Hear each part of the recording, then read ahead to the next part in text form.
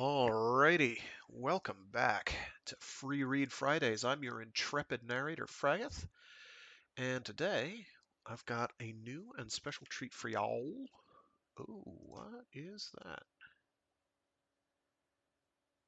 Dropped frames. Well, it's not like there's any frames to see, because we've got a static image. Hopefully the audio remains okay. So yeah, this week I'll be starting the next novel um, that I'm going to be reading, which is going to be Quarantine by Greg Egan, published in 1992, I think. Yeah, 1992. Um, I love Greg Egan's early work. He actually has a book that he came out with last year that I didn't know about and have to get to. I was on his website because I knew for a lot of his books, he has like an essay of sorts on his website where he'll kind of like, here's some background information on some of the ideas I used. And I'm going to be reading that or doing that as the epilogue sort of to the book. It is not a very long book. It only clocks in at like 221 pages. Um, Not super long. And today's stream will have to be fairly short because I have stuff I have to run off to do. So probably no more than an hour. So I'll only be doing like the first chapter of the book, but it's got a bang in it. It's got a big like what reveal. Um, and then so yeah, the first chapter I think will be suitable for because it's a fairly long chapter. It's like 30 pages long or so. Um, I think that'll be a suitable opener, and then we can do slightly longer streams or not, as the case may be, for subsequent. I think most of them are like 20 to 30 pages, better part of 30 pages. Um, so I could do individual chapters if I want to stretch it out to take many weeks, but I kind of don't. Um, because I do want to get to Hellburners eventually. Or Hellburner singular? Hellburner singular eventually. I'm a little stuffy because of the weather. So hopefully that won't continue. But yeah, let's get cracking.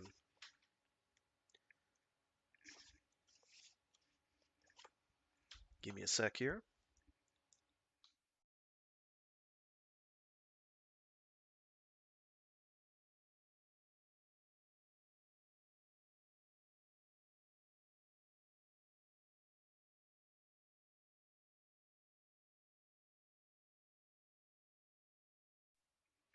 Quarantine by Greg Egan. Part 1. Chapter 1.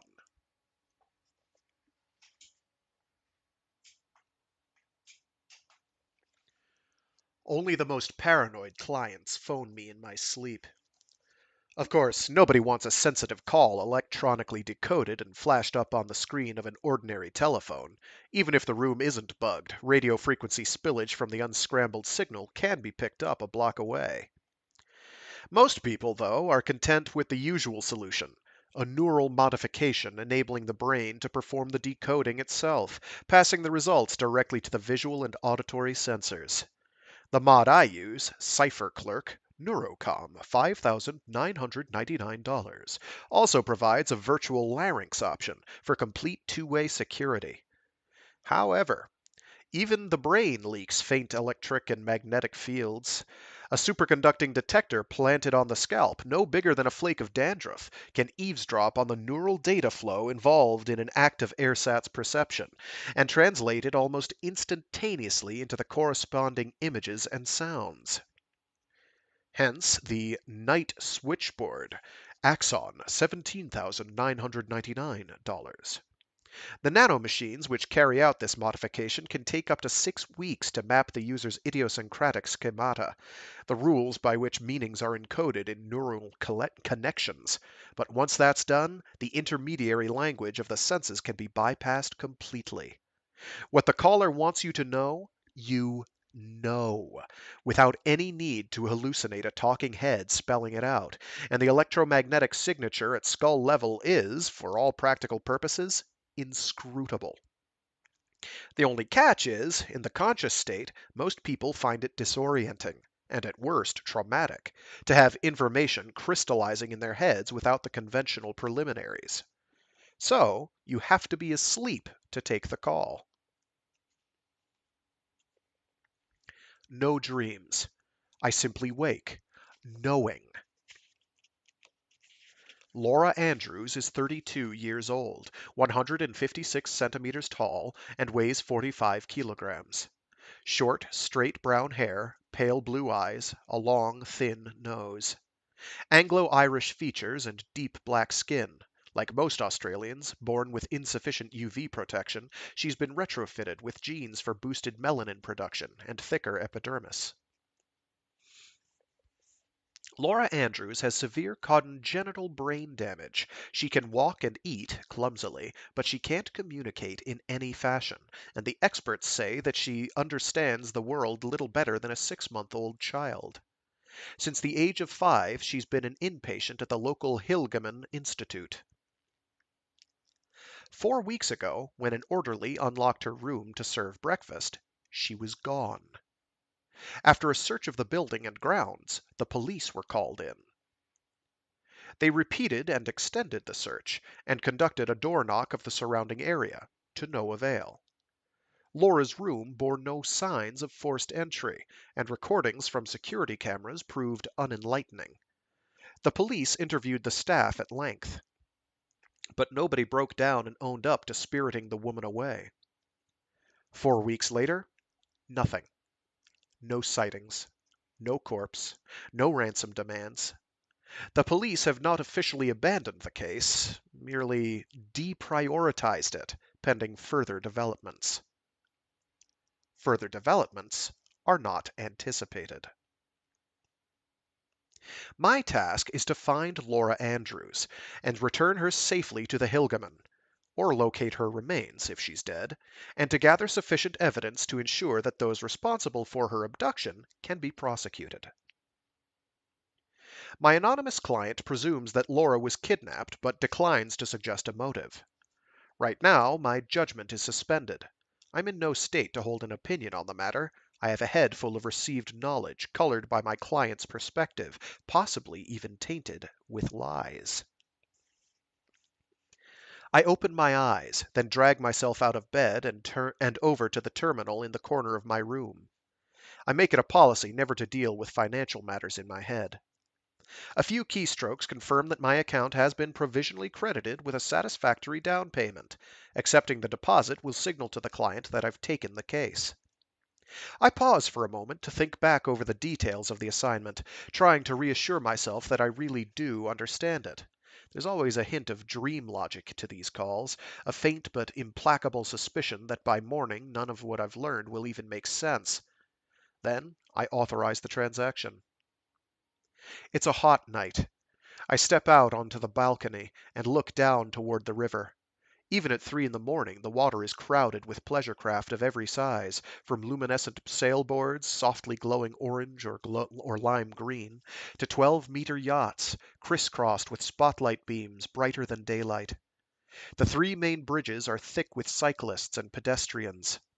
To the east, giant holograms of cards, dice, and champagne glasses strobe and pirouette above the casino. Doesn't anyone sleep anymore? I glance up at the empty black sky and find myself, inexplicably, entranced. There's no moon tonight, no clouds, no planets, and the featureless darkness refuses to sustain any comforting illusion of scale.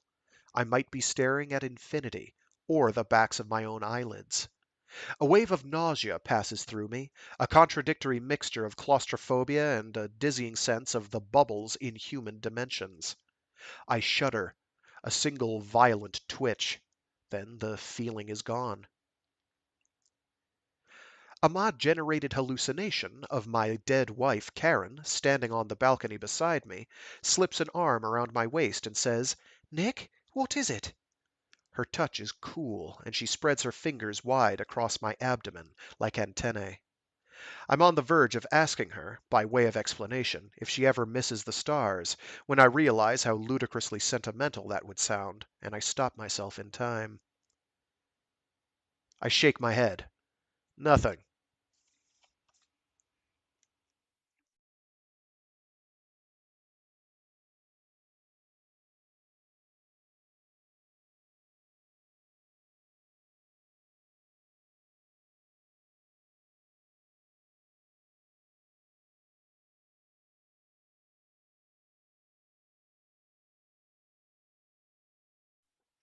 The grounds of the Hilgeman Institute are as lushly green as genetic engineering and brute force reticulation can make them, in the middle of a summer when they ought to be dead and brown. The lawn glistens in the mid-morning heat as if fresh with dew, no doubt constantly irrigated from just beneath the surface, and I trudge down the main access road in the shade of what looks like a kind of maple. An expensive image to maintain. The rates for frivolous water use, already punitive, are tipped to double in the next few months. The third Kimberley pipeline, bringing water from dams 2,500 kilometers to the north, is 400% over budget so far, and plans for a desalination plant have been shelved yet again. Apparently, a glut on the ocean minerals market has undermined the project's viability. The road ends in a circular driveway, enclosing a lavish flower bed in spectacular polychromatic bloom. The trademark IS gene-tailored hummingbirds hover and dart above the flowers. I pause for a moment to watch them, hoping, in vain, to witness just one contravene its programming by straying from the circle. The building itself is all mock timber. The layout suggests a motel. There are Hilgeman Institutes around the world, through no fault of anyone called Hilgeman. It's widely known that International Services paid their marketing consultants a small fortune to come up with the optimal name for their psychiatric hospital division. Whether public knowledge of the name's origin spoils the optimization, or is in fact the strongest basis for it, I'm not sure. IS also runs medical hospitals, childcare centers, schools, universities, prisons, and, recently, several monasteries and convents. They all look like motels to me. I head for the reception desk, but there's no need. Mr. Stavrianos? Dr. Cheng, the deputy medical director, whom I spoke with briefly on the phone, is already waiting in the lobby, an unusual courtesy, which, politely, deprives me of any chance to poke my unsupervised head around corners. No white coats here. Her dress bears an intricate Escher-like design of interlocking flowers and birds.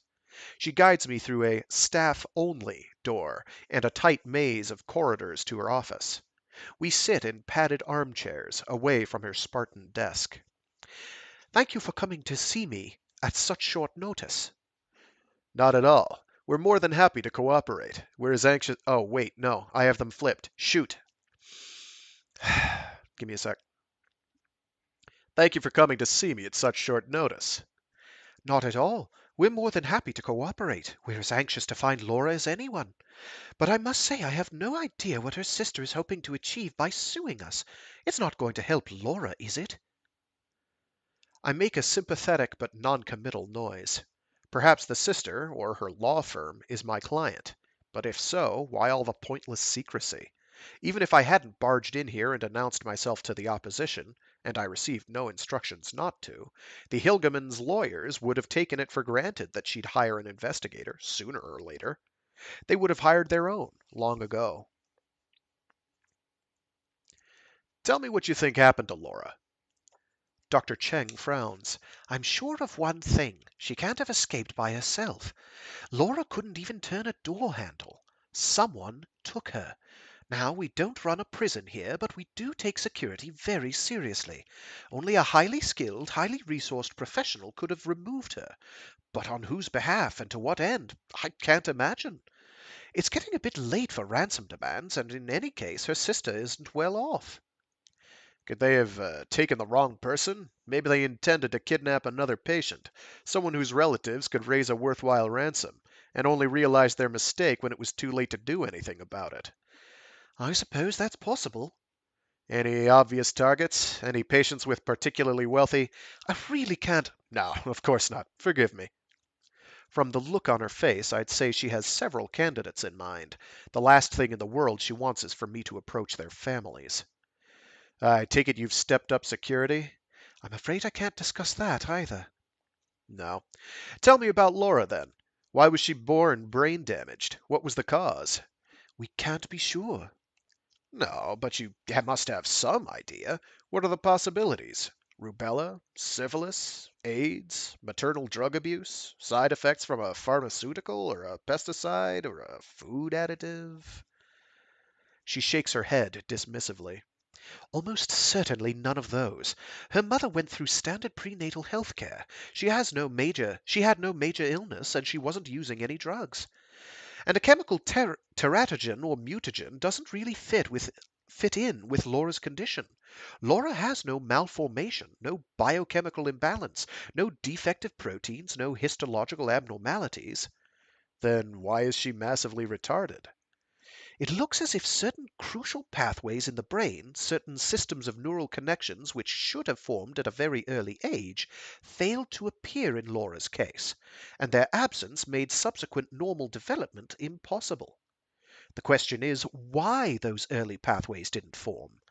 As I've said, we can't be sure, but I suspect it was a complex genetic effect, something quite subtle involving the interaction of a number of separate genes in utero.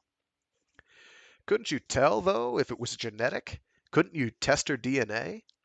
She has no recognized catalogued genetic defects, if that's what you mean, which only proves that there are genes crucial to brain development yet to be located.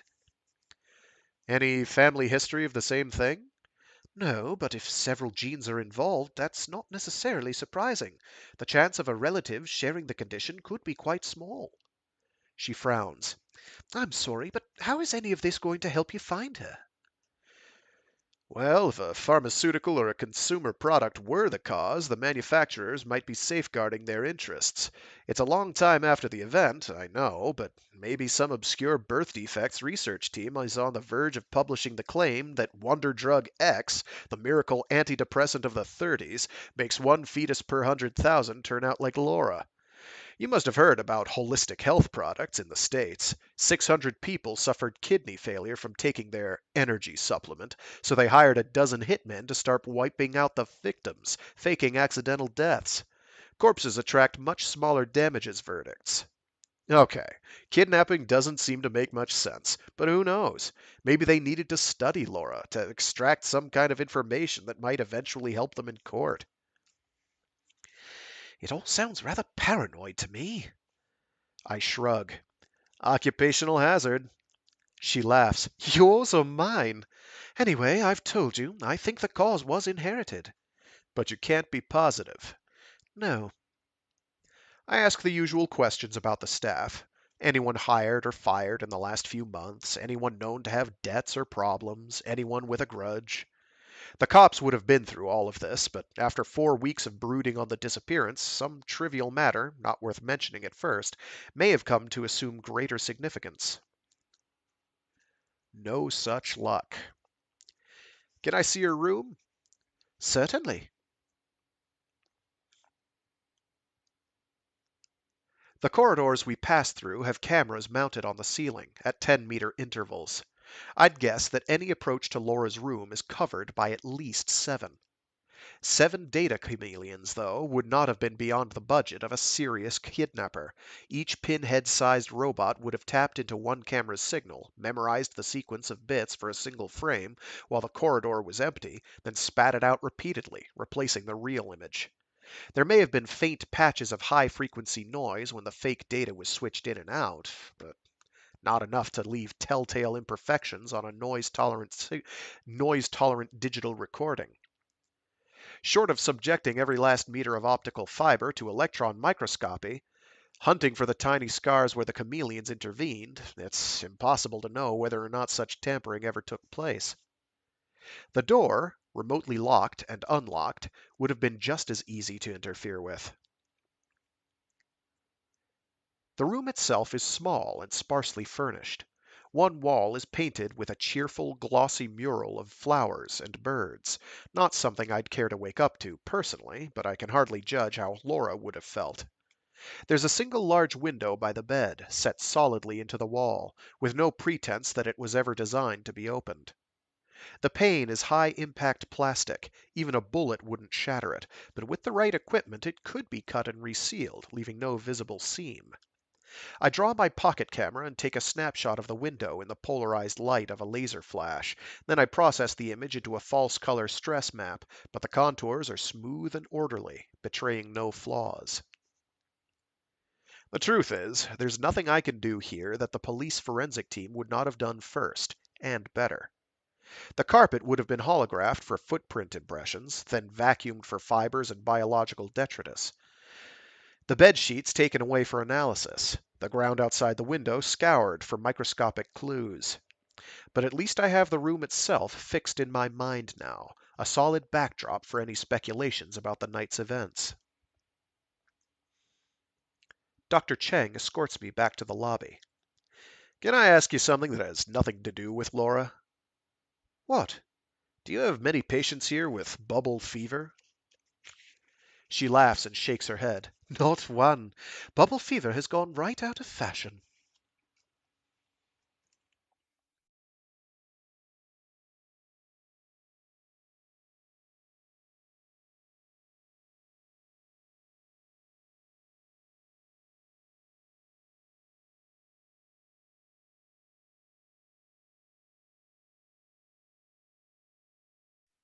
Because I am in business, and because I might, in theory, give credit, there's a certain amount I can find out about anyone with no effort at all. Martha Andrews is 39 years old and works as a systems analyst for Westrail. She is divorced with custody of her two sons. She has an average income and average debts, and 42% equity in a cheap two-bedroom flat.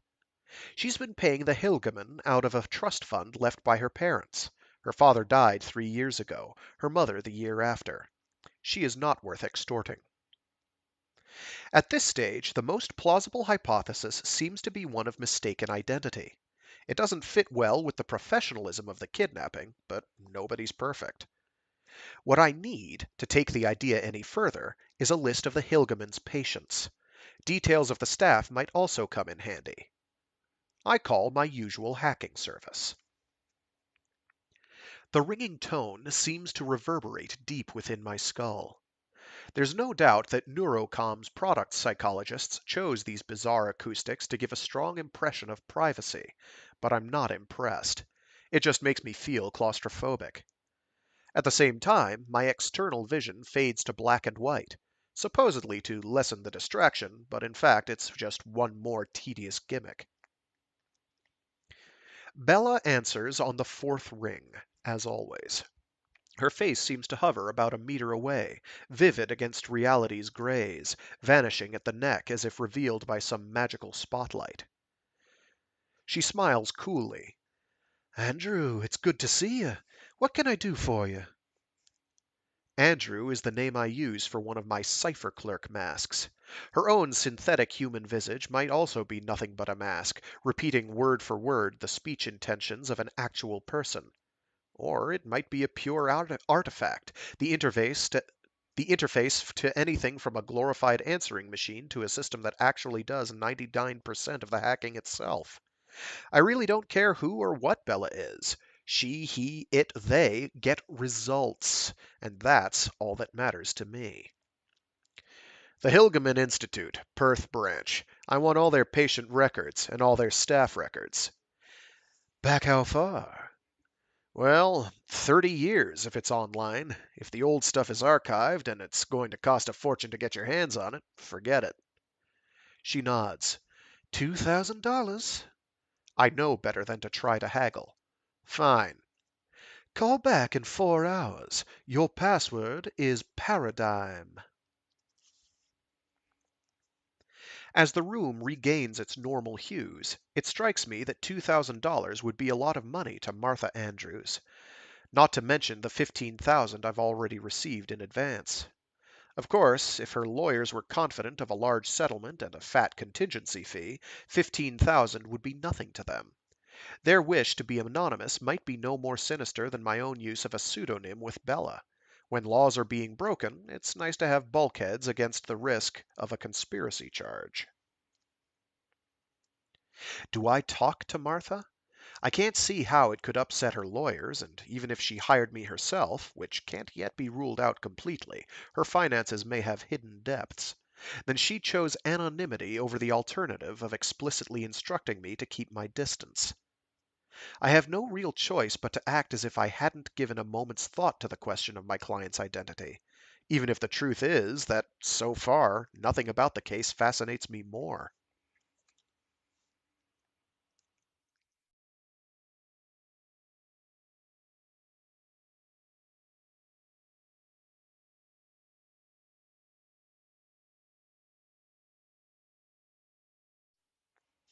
Martha looks very much like her sister, with a little more flesh and a lot more worries. On the phone, she asked, "Who are you working for? The hospital?" When I told her that I wasn't free to disclose my client's name, she seemed to take that to mean yes. In fact, it's inconceivable. IS owns a great slab of shares in Pinkerton's investigations, so the Hilgeman would never hire a freelance. Now, face to face, I'm almost certain that she wasn't dissembling. "Really, I'm the last person to help you find Laura. She was in their care, not mine. I can't imagine how they could have let something like this happen." No, but forget their incompetence just for a moment. Do you have any idea why someone might want to kidnap Laura? She shakes her head. What use would she be to anyone? The kitchen, where we're sitting, is tiny and spotless. In the room next door, her boys are playing this summer's craze, Tibetan Zen demons on acid versus Haitian voodoo gods on ice. And not in their heads like the rich kids.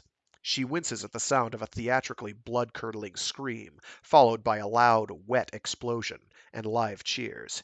I've told you, I'm in no better position to answer that than anyone else. Maybe she wasn't kidnapped. Maybe the Hilgerman harmed her somehow, mistreated her, or tried out a new kind of drug that went wrong. And their whole story about her disappearance is a cover-up. I'm only guessing, of course, but you ought to keep the possibility in mind. Assuming that you are interested in finding out the truth. Were you close to Laura? She frowns. Close? Haven't they told you what she's like? Attached to her, then? Did you visit her often? No, never. There was no point visiting her. She wouldn't have known what it meant. She wouldn't have known it was happening. Did your parents feel the same way? She shrugs. My mother used to see her about once a month. She wasn't fooling herself. She knew it made no difference to Laura, but she thought it was the right thing to do regardless. I mean, she knew she'd feel guilty if she stayed away, and by the time they had mods that could fix that, she was too set in her ways to want to change. But I've never had any problems myself. Laura's not a person, so far as I'm concerned, and I'd only feel like a hypocrite if I tried pretending otherwise. I take it you're planning to be a bit more sentimental in court? She laughs, unoffended. No, we're suing for punitive damages, not compensation for emotional suffering. The issue will be the hospital's negligence, not my feelings. I may be an opportunist, but I'm not going to perjure myself.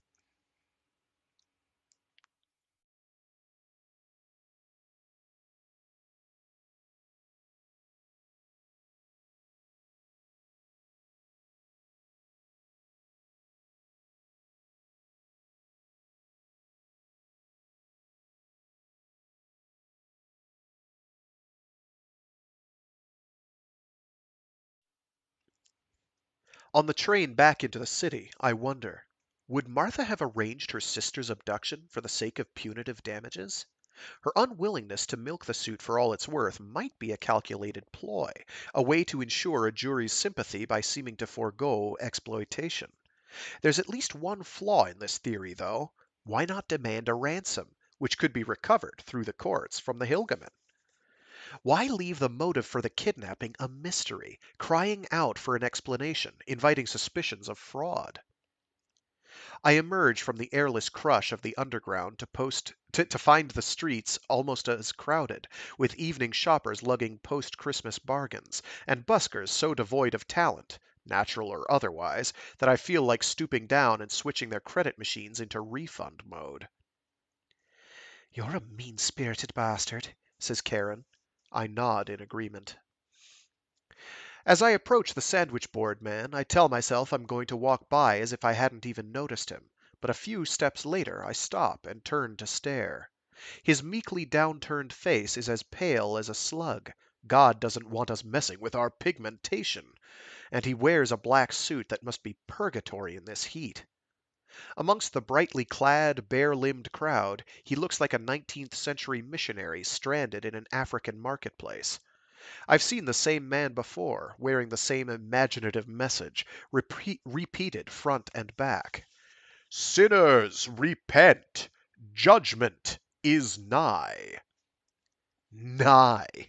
After 33 years. Nigh. No wonder he stares at the ground.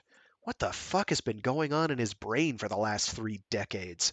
Does he wake every morning thinking, for the 10,000th time, today's the day? That's not faith, that's paralysis. I stand a while, just watching him. He paces slowly back and forth along a fixed path, halting when the flow of shoppers is too heavily against him. Most people are ignoring him, but I notice a teenage boy collide with him intentionally and roughly shoulder him aside, and I feel a shameful surge of delight. I have no good reason to hate this man. There are millenarians of every kind, from docile idiots to cunning profiteers, from blissed-out Aquarians to genocidal terrorists. Members of the Children of the Abyss don't wander the streets with sandwich boards. Blaming this pathetic wind-up toy for Karen's death makes no sense at all. As I walk on, though, I can't help indulging in a sweet vision of his face as a bloody red pulp.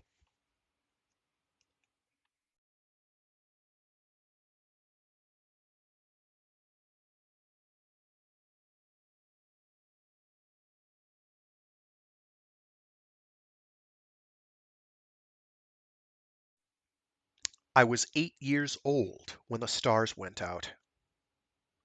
November 15th, 2034, 8:11:05 to 8:27:42 GMT. I didn't witness the circle of darkness growing from the anti-solar point of the Whoops. I didn't witness the circle of darkness growing from the anti-solar point like the mouth of a coal-black cosmic worm gaping to swallow the world. On TV, yes, 100 times from a dozen locations. But on TV, it looked like nothing but the cheapest of special effects. The satellite views, all the more so. In glare-filtered shots, the mouth could be seen closing precisely behind the sun, an implausible symmetry, smacking of human contrivance. I couldn't have seen it live, it was late afternoon in Perth, but the news reached us before sunset, and I stood on the balcony with my parents in the dusk, waiting. When Venus appeared, and I pointed it out, my father lost his temper and sent me inside. I don't recall exactly what I said. I'm sure I knew the difference between stars and planets, but perhaps I made some childish joke. When I looked through my bedroom window, with a choice of smeared glass or dusty fly screen, I saw, well, nothing. And saw, well, nothing. It was hard to be impressed. Later, when I finally caught an unimpeded view of the empty sky, I dutifully tried to feel awestruck, but failed. The sight was as unspectacular as an overcast night. It was only years later that I understood how terrified my parents must have been. There were riots on Bubble Day across the planet, but the worst of the violence took place where people had seen the event with their own eyes, and that depended on a combination of longitude and weather. Night stretched from the western Pacific to Brazil, but cloud covered much of the Americas. There were clear skies over Peru, Colombia, Mexico, and Southern California. So Lima, Bogota, Mexico City, and Los Angeles suffered accordingly. In New York, at 11 past 3 in the morning, it was bitterly cold and overcast, and the city was all but spared. Brasilia and Sao Paulo were saved by the light of dawn. Disturbances in this country were minor, even on the East Coast. Sunset came too late, and apparently most Australians sat glued to their TVs all night, watching other people do the looting and burning. The end of the world was far too important to be happening anywhere but overseas. There were fewer deaths in Sydney than on the previous New Year's Eve. In my memory, there is no gap at all between the event itself and the announcement of an explanation, of sorts. Analysis of the timing of the occultations had revealed, almost at once, the geometry of what had happened. Perhaps I considered that enough of an answer. It was nearly 6 months later that the first probes encountered the bubble, but the name had been in use, from the start, for whatever it was they would find. The bubble is a perfect sphere, 12 billion kilometers in radius, about twice as wide as the orbit of Pluto, and centered on the Sun. It came into being as a whole in an instant, but because the Earth was 8 light minutes from its center, the time lag before the last starlight reached us varied across the sky, giving rise to the growing circle of darkness. Stars vanished first from the direction in which the bubble was closest, and last where it was furthest away, precisely behind the Sun. The bubble presents an immaterial surface which behaves, in many ways, like a concave version of a black hole's event horizon. It absorbs sunlight perfectly and emits nothing but a featureless trickle of thermal radiation, far colder than the cosmic microwave background which no longer reaches us. Probes which approach the surface undergo redshift and time dilation, but experience no measurable gravitational force to explain these effects. Those on orbits which intersect the sphere appear to crawl to an asymptotic halt and fade to black. Most physicists believe that in the probe's local time, it swiftly passes through the bubble unimpeded, but they're equally sure that it does so in our infinitely distant future. Whether or not there are further barriers beyond is unknown. And even if there are not, whether an astronaut who took the one-way voyage would find the universe outside unaged, or would emerge just in time to witness the moment of his extinction, remains an open question. Upon hearing reports containing only a single familiar phrase, the media, who'd been fobbed off for 6 months with theories even wilder than the truth, promptly declared that the solar system had fallen into a large black hole, triggering a resurgence of global panic before the story could be set straight. The event horizon surrounded us, therefore we had to be inside it, a perfectly reasonable mistake. The truth, though, is the exact opposite. The event horizon does not enclose us. It encloses everything else. Although a handful of theoreticians valiantly struggled to concoct a model for the bubble as a spontaneous natural phenomenon, there was always really only one plausible explanation. A vastly superior alien race had constructed a barrier to isolate the solar system from the rest of the universe. The question was, why? If the aim was to discourage us from charging out and conquering the galaxy, they needn't have bothered. In 2034, no human had traveled further than Mars. The US base on the moon had been shut down 6 years before, after 18 months' occupation. The only spacecraft to have left the solar system were probes sent to the outer planets in the late 20th century, crawling away from the sun along their now purposeless trajectories. Plans to launch an unmanned mission to Alpha Centauri in 2050 had just been rescheduled to 2069, in the hope that the Apollo 11 centenary would make fundraising easier. Of course, a spacefaring alien civilization might have taken a long-term view. The 1,000 years or so before humans were likely to embark on anything remotely like interstellar conquest might have seemed no more to them than a judicious safety margin. Nevertheless, the idea that a culture, able to engineer space-time in ways we could scarcely comprehend, could fear us was ludicrous. Maybe the bubble makers were our benefactors, saving us from a fate infinitely worse than being confined to a region of space where we could, with care, prosper for hundreds of millions of years. Maybe the galactic core was exploding, and the bubble was the only possible shield against the radiation. Maybe other, hostile aliens were running amok in the region, and the bubble was the only way to keep them at bay. Less dramatic variations on this theme abounded. Maybe the bubble was there to protect our fragile, primitive culture from the harsh realities of interstellar commerce.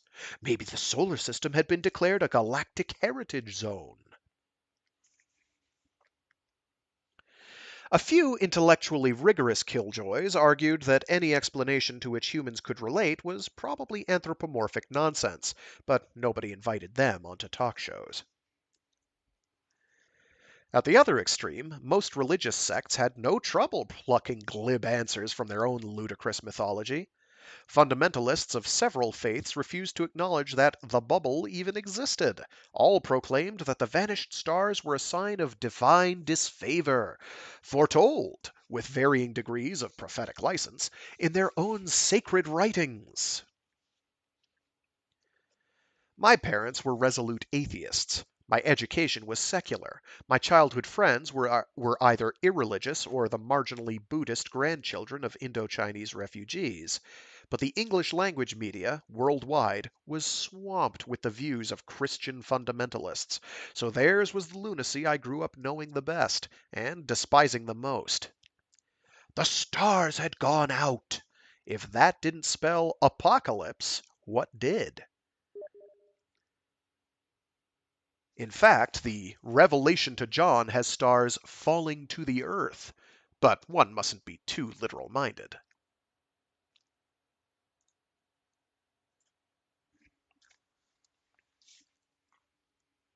Even those fanatics with small m millennial fetishes could take heart.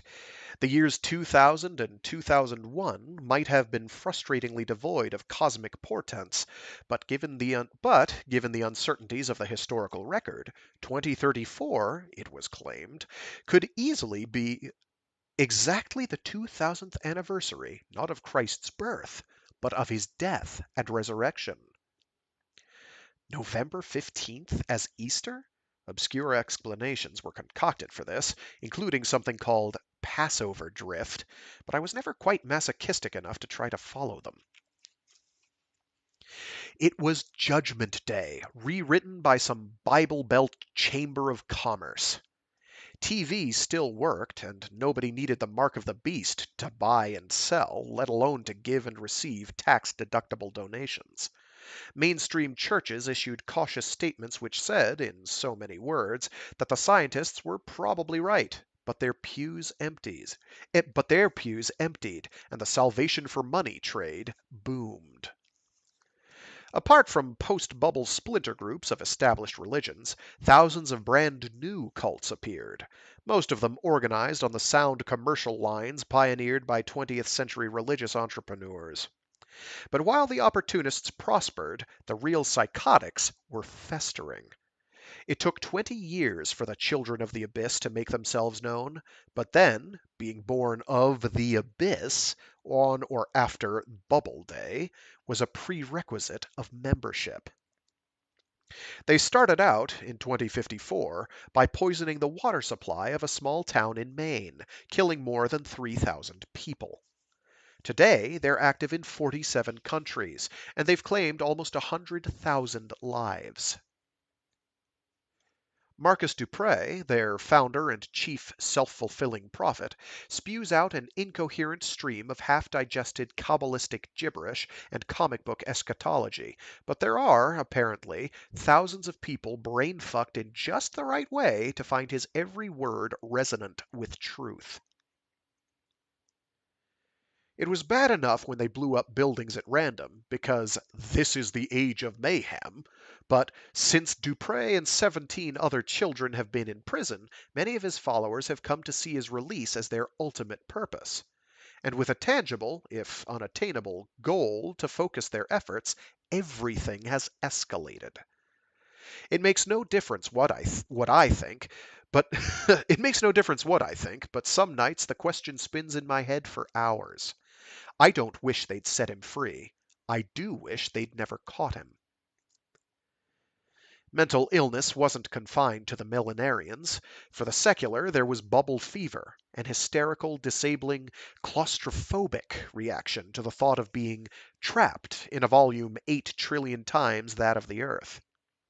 These days, it seems almost laughable, as quaint as some spurious 19th century upper class affliction, but millions of people succumbed in the first year. It struck in almost every country, and health officials predicted it would cost the world economy more than AIDS. Within 5 years, though, the number of cases had plummeted. Ah, shit. Sorry. I lost my grip on the buck. No! Give me a sec. I'm sorry. I'm one-handing it. I don't know. Give me a minute. Ah, here we go. It struck in almost every country, and health officials predicted it would cost the world economy more than AIDS. Within 5 years, though, the number of cases had plummeted. Wars and revolutions around the globe had been blamed on the bubble, although I wonder how anyone can claim to be able to untangle its destabilizing effects from those of poverty, debt, climate change, famine, and pollution, and the religious fanaticism that would have been present regardless. I've read that in the early days, people spoke seriously of civilization crumbling, of the coming of a new dark age. Such talk soon died away, but even now I can never quite decide whether I find it miraculous or inevitable that the cultural shockwaves have been so mild. The bubble changes everything. It proves the existence of aliens with godlike powers, aliens who have imprisoned us without warning or explanation, and cheated us of our destiny in the universe. The bubble changes nothing. The aliens are aloof and inconsequential. The stars are irrelevant to human needs. The sun still shines, crops still grow, the life of this planet goes on as ever. And there are worlds within our reach to be explored for millennia. In the early 50s, it was common knowledge, for no obvious reason, that the bubble makers were about to introduce themselves and justify everything. Alien contact cults flourished, UFO hoaxes reached absurd levels, but as the years wore on in silence, hopes of so much as a curt explanation for our state of quarantine faded away. I no longer even wonder why. After 33 years of listening to people rant their unlikely hypotheses, nothing could matter to me less. Granted, the thing killed my wife indirectly, but then indirectly, so did I. As for the stars, they were never ours to lose. The truth is, we've lost nothing but the illusion of their proximity.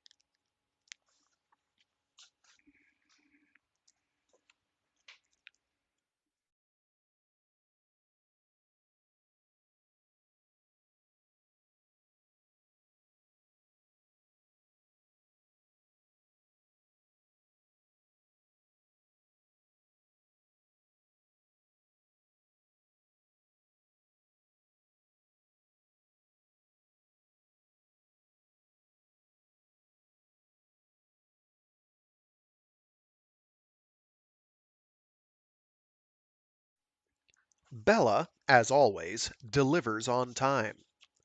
I download the records into CipherClerk's generous intracranial buffers, and I'm on the verge of transferring them to my desktop terminal when, in a moment of caution or paranoia, I change my mind and decide to keep the data in my skull for now. I'm tired, but it's barely after 9. I don't want to sleep, but the prospect of plowing through the Hilgeman's records strikes me as unbearably tedious. I invoke Backroom Worker, Axon $499, and guide it through what I want done with each name. First, check my own natural memory for any associations. After all, the chances are that the next of kin of anyone worth kidnapping will be a public figure to some degree. Then contact the credit reference system, obtain current financial details, and append them to the record. I think of triggering notification if the assets cross a threshold value, but I can't be bothered deciding on a figure, and in any case, when the whole thing is done, I can rank everyone by net worth. I instruct the mod to interrupt me only if it comes across a name I know. I flop onto the bed and switch on the room's audio system. The controlling ROM I've been playing lately, Paradise by Angela Renfield, is one of hundreds of thousands of identical copies, but each piece it creates is guaranteed unique. Renfield has set certain parameters for the music, but others are provided by pseudo-random functions, seeded within the date, the time, and the audio system's serial number. Tonight, I seem to have chanced upon an excessive waiting for minimalist influence. After several minutes of nothing but the same, admittedly impressively resonant, chord, repeated at 5-second intervals, I hit the recompose button. The music stops, there's a brief pause, then a new variation begins, a distinct improvement. I've run Paradise about 100 times. At first, I could hardly believe that the separate performances had anything in common, but over the months I've begun to apprehend the underlying structure. I see it as resembling a family tree or a phylogenetic classification of species. The metaphor is imprecise, though. One piece can be judged to be a near or a distant cousin of another, but the concept of ancestry doesn't really translate. I think of the simplest pieces as being primordial, as giving rise to more complex variations, but beyond a certain point it's an arbitrary decision as to who begat or evolved into whom. I've heard some reviewers bleh.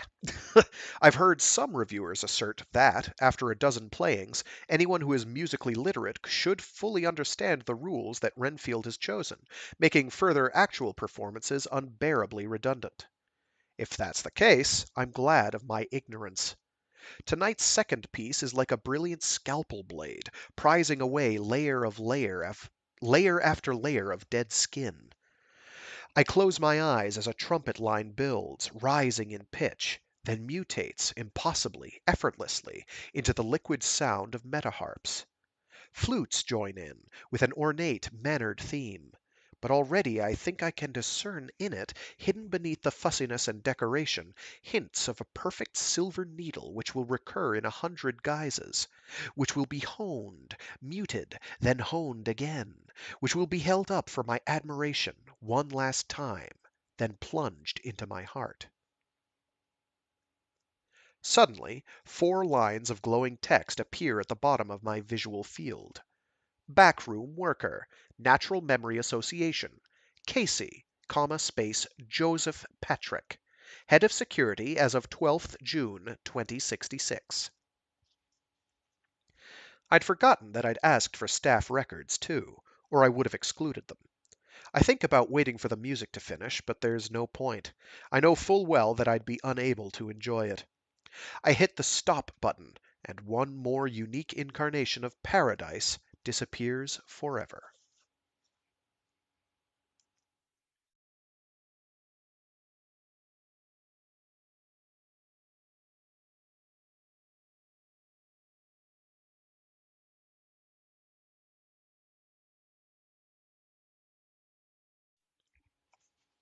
Casey is 5 years older than me, so his retirement, shortly after mine, was not so premature.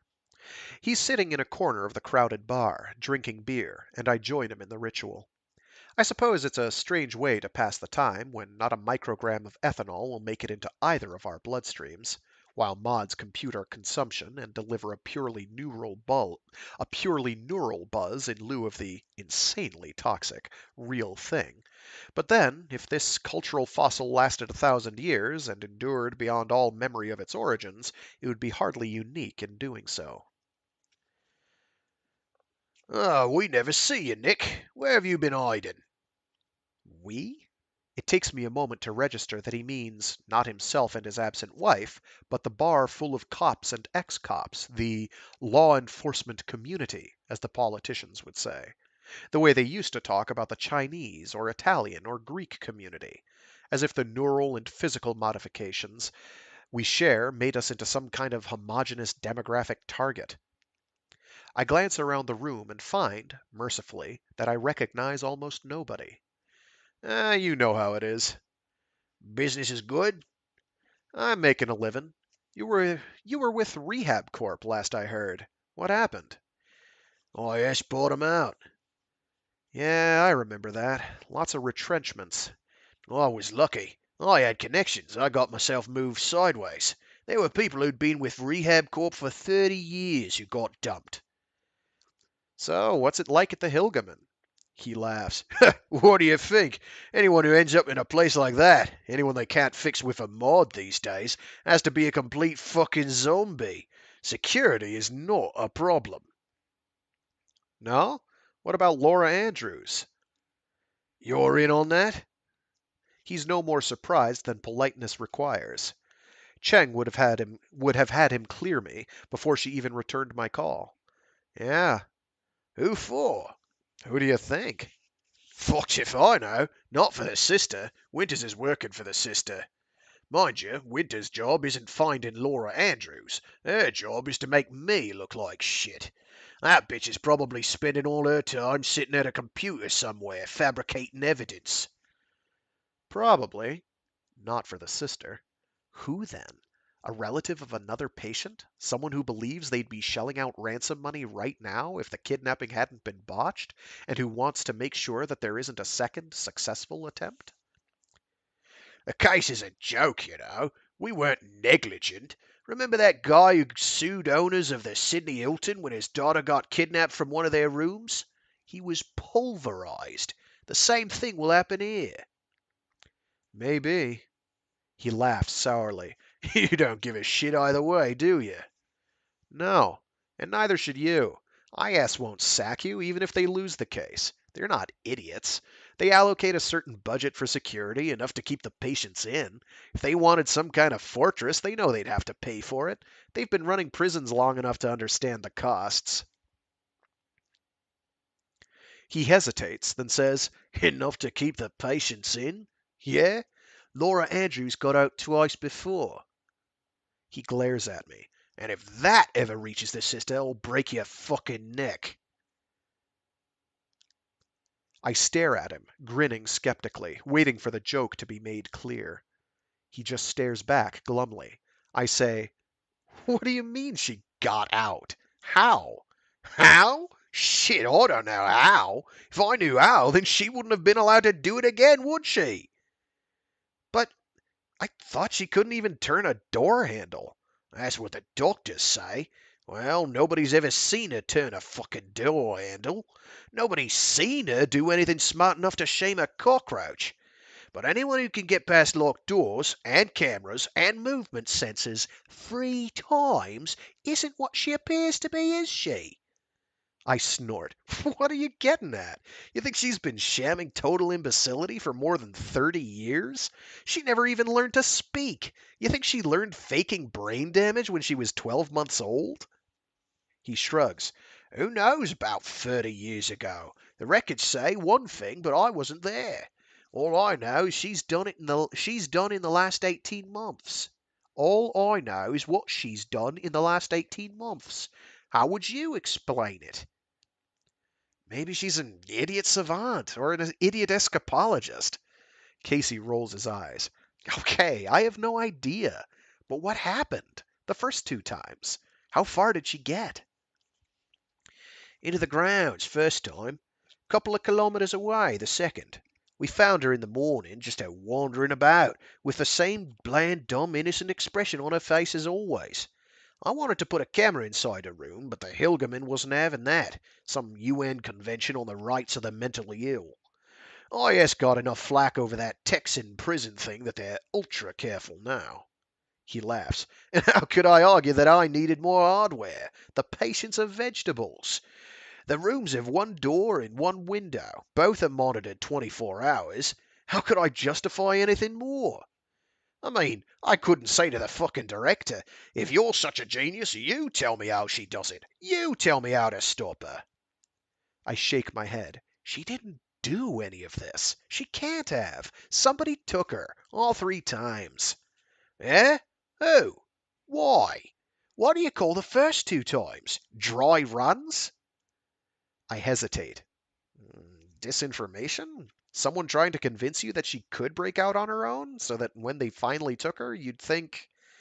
Casey is miming severe incredulity, verging on physical pain. I love that sentence. I say, okay, it sounds like a load of crap to me too, but I can't believe she just walked out of there alone.